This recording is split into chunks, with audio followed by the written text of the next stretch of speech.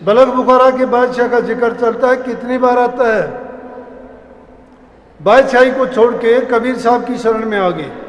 वो कबीर साहब की शरण में आए, आके उन्होंने याचना की कि मुझे गुरु दक्षिणा दो, उपदेश दो, मुझे शिष्य बनाओ, ज्ञान बख्शो। संत जानते हैं किसमें कितना ज्ञान लेने की क्षमता है और कब इसको देना चाहिए। कबीर साहब जानते थे राजगद्दी को छोड़ के आया है, इसको अभी अभी बैराग हुआ है और पीछे के संस्कार जिसके इतने ज़्यादा राजा के रहे हैं, जिन्होंने हुकूमत की है, वो इतना जल्दी सेवक भाव उसमें आना बड़ा कठिन है। उन्होंने कहा कि अभी नहीं, टाइम होगा जब मिलेगा। बात ही नहीं की, वो वहीं सेवा करने लग गया। माता लोई को काफ़ी दिन हो गए देखते, ऊंची नीची घर की सभी प्रकार की सेवा करता है। सेवा करते करते माता लोई एक दिन कहने लगी कबीर साहब से कि इतना बड़ा राज छोड़ के आया है, बादशाह था, इतने ऊंचे पद को छोड़ के अब तो इसको नाम की बख्शिश कर देनी चाहिए। कहने लगे अभी ये नाम के लायक नहीं हुआ है। माता लोई कहने लगी क्यों नहीं हुआ है? बोले कि इसके बारे में तू नहीं जानती, अभी ये इस लायक नहीं है। बोले कि अच्छी सेवा करता है, इसके अंदर कोई दूसरा भाव ही नहीं है, बेचारा इतना गरीबी से किसी से फालतू नहीं बोलता, ना कि बात पे क्रोध करता है, ना किसी चीज़ का इसको लालच है। इन्हीं चीज़ों को भक्ति में मुख्य करके बताते हैं।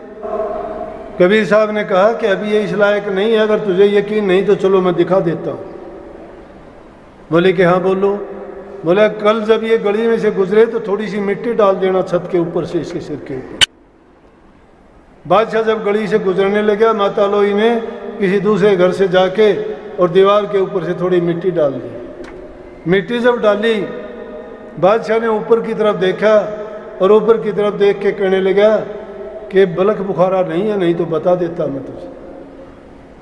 आके माता लोई कबीर साहब से कहने लगी, पैर पकड़ के माफ़ी मांगने लगी कि आप सत्य हो, आपने प्रभु जो बात कही वो बिल्कुल सत्य कही है कि अभी वो नाम के लायक नहीं है। बोले क्यों, क्या बात हुई?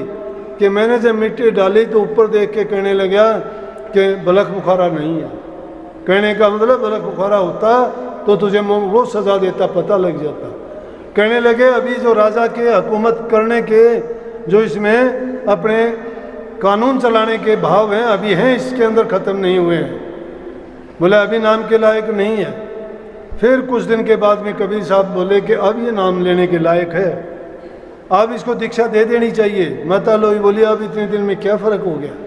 बोला कि चलो आज दिखाता हूँ कि तू किसी बर्तन में कोई थोड़ा गोबर, कोई अड़ंगा वो पानी में घोल ले, और जब ये गुजरने लगे फिर इसके ऊपर डालना।